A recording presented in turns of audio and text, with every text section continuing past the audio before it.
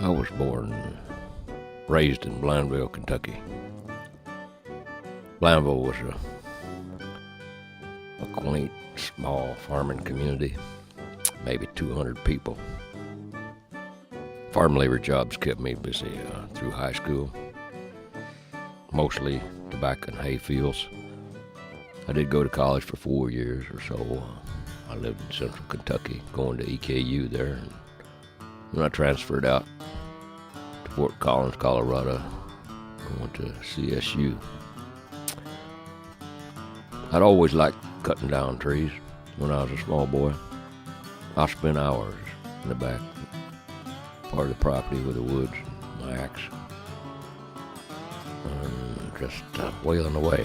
Anyway, I decided to quit college there in about 1972 when I was at CSU, and I headed to northwest Montana to be a timber faller.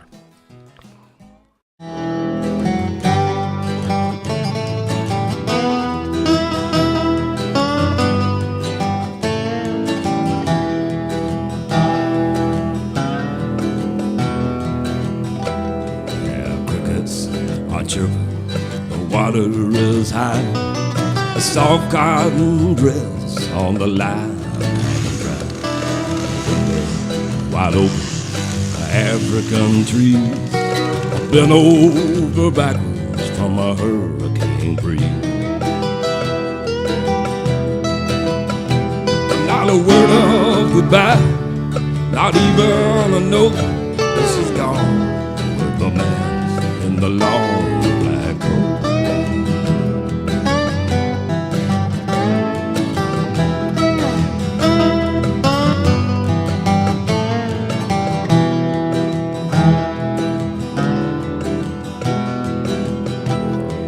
Somebody'd seen him hanging round at the old dance hall on the outskirts of town.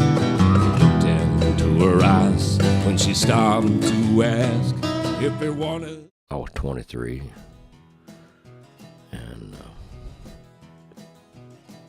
it was in the spring there of 72 that I found a timber falling job for John Nelson. It was up the Yak. I really enjoyed timber cutting, and I did that for 9 years. I met my wife, Wendy, up here in the Yak, and we got together and lived in a cabin on 4th July Creek for 10 years. And we bought a piece of land on the Yak River, about a mile up from 17 Mile Creek. We've been building and living there since the mid-'80s. We decided to build a timber frame house. A good pal of mine, Russ Owens, was getting into timber framing, and all those tendons and mortises and chisels fascinated the hell out of me. Still working on the house, of course. Still working on my shop and my studio. These and many other projects keep me busy, and they'll keep me busy from here on out, I guess.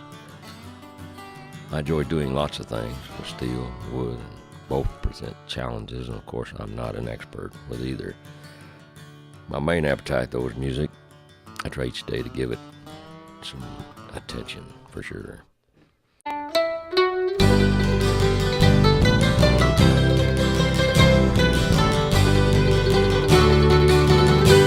I'm a rambler and rover, and a wanderer it seems. I travel the world over, chasing after my dreams. Way out on the windswept desert, where nature favors no man, Buffalo found his brother, sleep on the noonday sand. It was in the winter of 1981, January the 8th. My sawing partner was Harry Smith. And we were cutting big ponderosa pine on St. Regis ground up there, Squaw Mountain out of Libby. It was jammer ground, fairly steep, but not excessive. And a big butt log above where I was cutting, a tree started rolling and ended up mashing my arm off, and when it hit the tree I was cutting, I was unlucky, but lucky at the same time. I didn't see it coming. It just missed killing me. It was about an hour and a half to the hospital. Unfortunately, the veins and arteries were mashed so that I was not losing much blood, just a drip. Well, losing my arm changed my life for sure. I couldn't see trying to fall timber with one hand. I mean, it can be done, but a saw hanging off your prosthesis gets a bit old and dangerous, and you're slow. You're too goddamn slow to be working in the woods, that's for sure. Everything kind of changes. So it's been 33 years since I lost my arm, and well, you learn how to do many things with one arm. I try to do what I can, and generally I like doing it myself. And I think my friends understand that. One-armed man's got to do what a one-armed man can do. So to say, I appreciate help from folks, but as the old tobacco farmer like I was said, I got my own road to hoe. Losing my arm seemed like the end of my playing guitar, but then I saw a pamphlet from a guy in California. This was about a year or so after I lost my arm. He was playing guitar with one arm. He did have a forearm, but he also had a picture of a young girl who had about the same amount of stump as me, with an awkward-looking contraption on it. And that sparked an idea of a simpler design that would bring the stump closer to the strings, and so came it about with my wife Wendy's help, my thumper, which gets better the more I thump. It's been a godsend for me, so to speak. So I started thumping away, still am. In the mid-'80s, I bought a PA system, started playing live shows, and well, I don't know why I was doing that. It was scaring the hell out of me. But it's something I had to do. There were fears I had to overcome. Bottom line, though, there was music, which my heart beats to, and until you got to play, you know. Ask any musician, they'll tell you, I can't live without it. And like John Lee Hooker said, it's in him, and it's got to come out. People who have influenced me, well, there's a lot. My mother, those old chords she played on the piano, those old 20s and 30s songs, yeah. And then there was Glenn Pearson, amazing. Can't imagine playing without him, and of course he's always there. Frank Shiverini, nothing but an honor to make music with the man. How much fun have we had anyway? And Gary Snow, well, the man's there. He can harmonize with the best of them, and his bass gives a song this kick-ass spirit. And Mr. Mark Clark, well, Mr. Rhythm there. Yeah, he's the rhythm master and a pal. Chris Evans, my buddy, we connect in a lot of ways. A young driving singer who's fun to play with. And there's all the guys I've jammed with over the years. I retired from the Forest Service after working for them close to 30 years. And well, that's been 3 years, and time is flying, of course. I'm working on my music studio and my other shop where I do wood and metal and mechanic projects. My aim is to keep on making things and making and recording music. The name of the little studio is Thuja Jamba, meaning jamming in the cedars.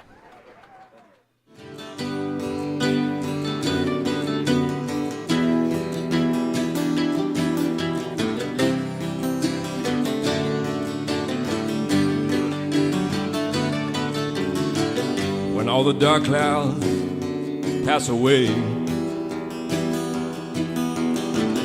and the sun begins to shine, I see my freedom from across the world. We're gonna do some tunes here.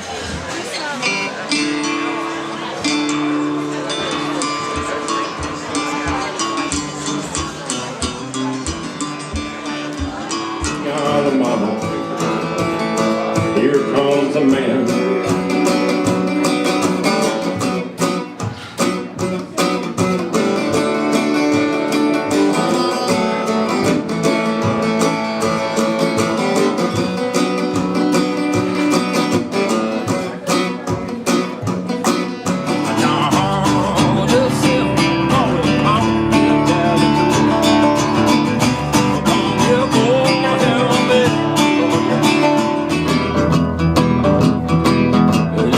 Once in a car, those painted white and black. I knew people came and stopped the man and called me back. I can walk. I'll give my blues away. Oh, the sun gonna shine out my back doors and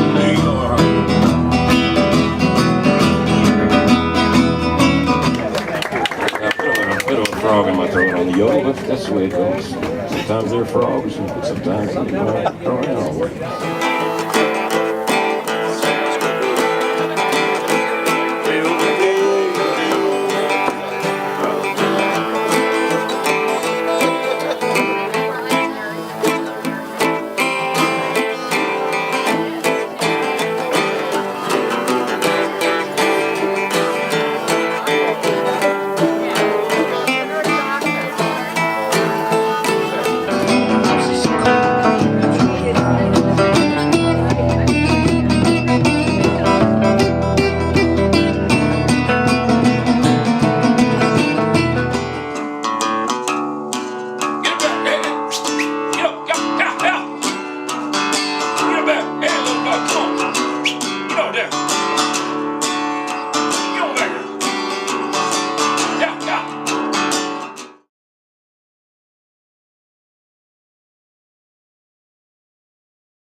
You gonna play some pool?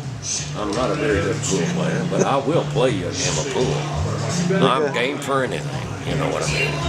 I'm one of those kind of guys.